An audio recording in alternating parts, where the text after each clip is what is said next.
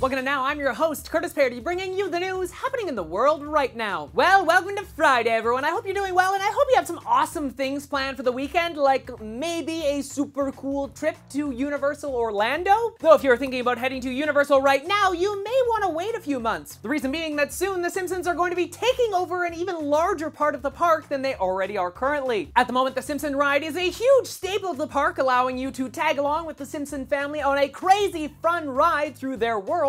But coming this summer, the area around the Simpson ride will actually be transformed as well into the best parts of Springfield. This is what an area of Universal Orlando theme park will look like this summer. In the center of all of it is the Simpsons ride, but around it are some pretty cool places. The Quickie Mart already exists, but beside that, soon you'll find Moe's Tavern and a real-life Krusty Burger. And of course, right across the street, well, it's the Duff Brewery. And if you're looking for a special Duff beer blend, well, the park will actually be brewing a Duff beer especially for this attraction. This new area of the park will also include a new ride featuring the show's alien characters, Kang and Kudos, with their Twirl and Hurl ride. This move by Universal to bring more mini parks within the main big park sparks from the completion of the Wizarding World of Harry Potter. So if you're thinking about heading to Universal anytime soon, maybe you should just wait a few months because, hey, you could find yourself in downtown Springfield while you're there. Jumping from one vacation destination to another, this one's a lot more galactic. Yes, I'm once again talking about Virgin Galactic and their trips into outer space. Freaking amazing. But this time, I'm not really talking about the trip, but who will be on one of the trips in the near future. Recently, tickets for a very special trip into space went up for auction at the Cannes Film Festival for a trip into space sitting right next to movie star Leonardo DiCaprio. Yes, that's right, the Leonardo DiCaprio. But the big question here, how much did the ticket cost? Well, the lucky winner of this trip was a 37-year-old Russian estate developer named Vasily Kulkin. Probably butchered that name to all beats hell. But anyway, he paid a staggering $1.5 million for this once-in-a-lifetime trip. When asked about the entire trip, he said it was a bit daring, but he had always wanted to go up into space, and now, hey, he really does have a reason to quit smoking. It's amazing the amount that the man paid, but hey, when you think about it, $1.5 million not only to go into space, but to have Leonardo sitting right next to you. Yeah, I think it's probably worth it. And hey, the money did go to charity, so nothing wrong with some rich people giving their money to a group who could actually use it. So congrats to Vasily for getting this honor. I, along with every other living human, will of course stay here on Earth and only dream about being able to go up into the stars.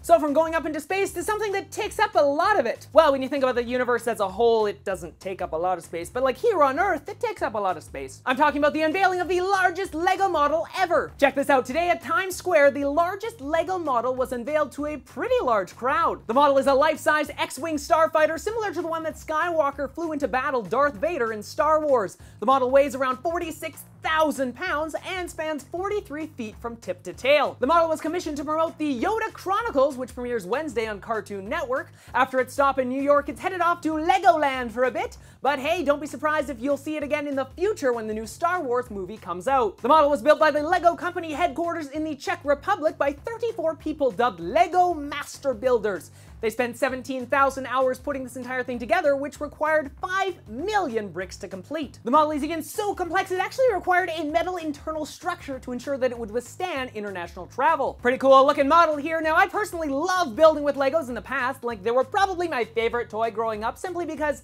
you know, you really had, like, no plans. Like, there were some plans that kits came with, but in the long run, you could just, like, take any brick and put them together and, like, boom! Super creativity!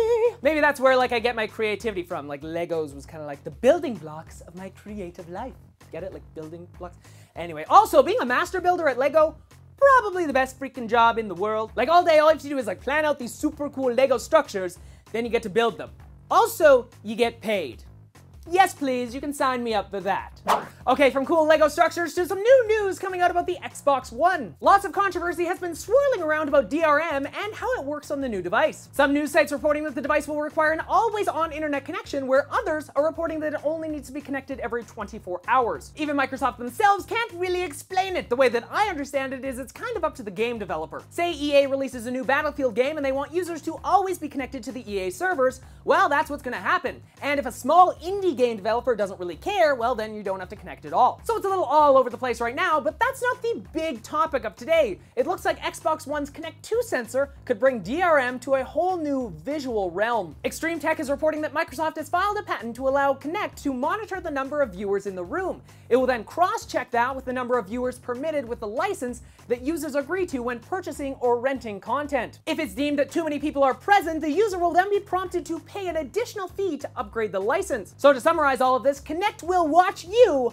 watch a movie, and if you invite too many friends over to see it, well, get ready because you're probably gonna have to pay more to watch it. If that doesn't make you think Big Brother, then I really don't know what will. It also brings other questions up, like could Kinect block content if it detects a minor in the room, and what if other people come and go as the content's actually playing? At this time though, the patent isn't being implemented into the products, but hey, they have it, so in the future it may be something that is implemented. On a personal level, if this thing's actually gonna monitor me while I watch content on my TV, it's a little freaking strange, man. Like right now, I have the current Kinect sensor like over top of my TV, and I know when it's on because you can see the little light, and it feels a little weird because it's like watching me watch TV.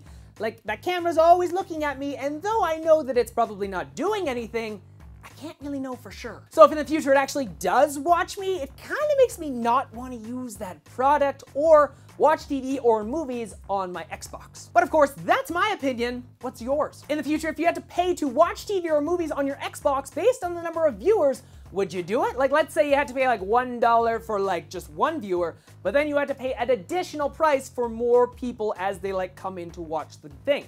Would you do that? Of course, keeping in mind that the Xbox is always watching you. What do you think? Let me know in the comment section below, or of course you can always let me know on my Facebook page, through Twitter, or on Google+. Links to all that and the other topics I talked about in today's episode in the description below, along with the always amazing subscribe button, which is totally free, so you should totally click it.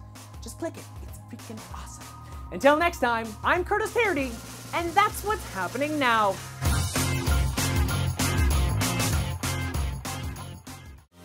Hey everyone, I hope you enjoyed this video. You can of course check out more videos that I create by clicking on them below. Check out Now for the latest news happening in the world right now, Paradise Gaming for some fun gameplay videos, or of course my personal vlog channel to see what I'm doing outside of my studio. Also, if you're interested in supporting the show and getting some new clothes for yourself, just like this shirt, you can pick up this one if you want.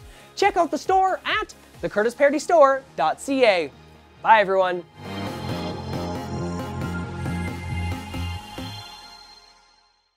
It's a freaking hot in here. If you've seen sweat dripping down my face while I was recording this, it's like, oh my God. Yes, this is paper towel. Also, my back is soaking wet right now. You're so disgusted. It's like, poof, lights. I think it's because I added way more lights in here now. Like 1, 2, 3, 4, 5, 6, 7, 8. There are 9 lights. Oh, it's hot. See you guys on Monday.